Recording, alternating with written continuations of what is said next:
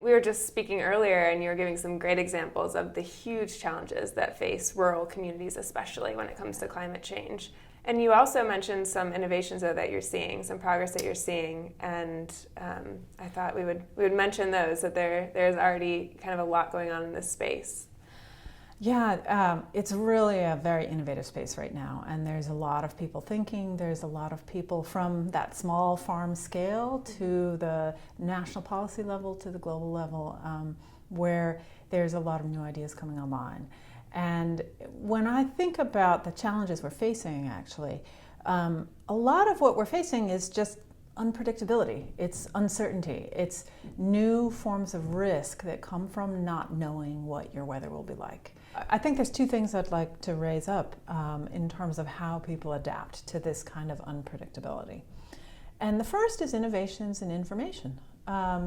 Here in the rich world, we're accustomed to being able to get a weather report any minute of the day, and increasingly they're pretty accurate. They often are able to help us decide what to wear for the day and whether to bring an umbrella.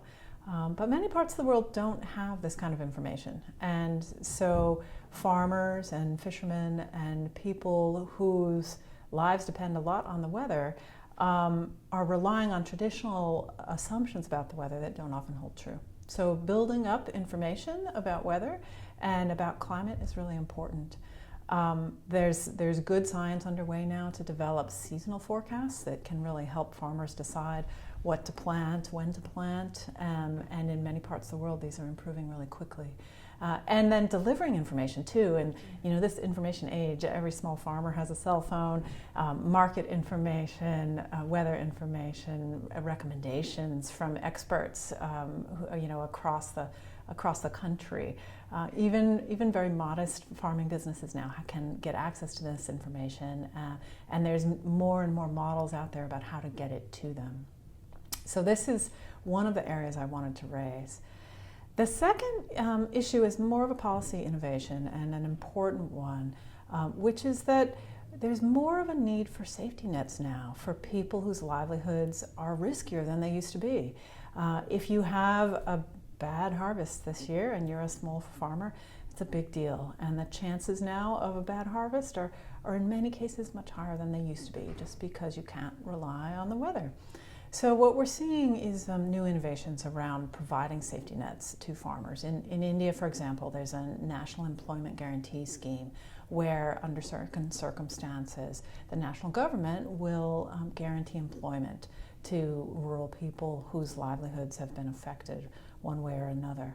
And what's actually quite interesting is that the employment that they offer is in community projects that can be leveraged for adapting to climate change and improving the natural resource base so that it's more resilient. What about at a country level? Mm-hmm. So we're seeing, these adaptation plans form as far as INDCs. Yeah. And is there an ideal right now of what those look like? Or what do you want to see those look like? Yeah, this is a really interesting question.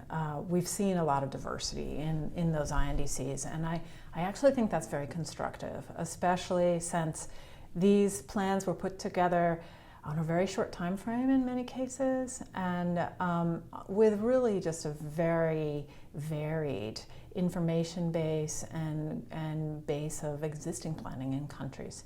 So countries were really working with very different things, and we have apples and oranges, and I think that's fruitful for now.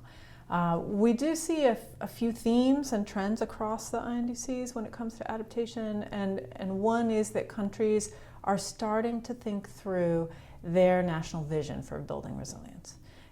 In some cases, they're setting clear targets and goals, but for most countries, that's not quite happening yet.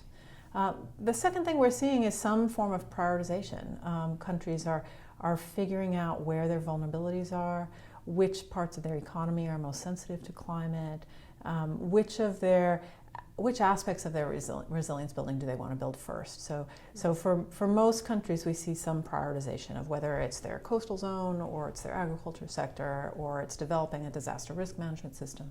And so that is an area that I think runs across the INDCs.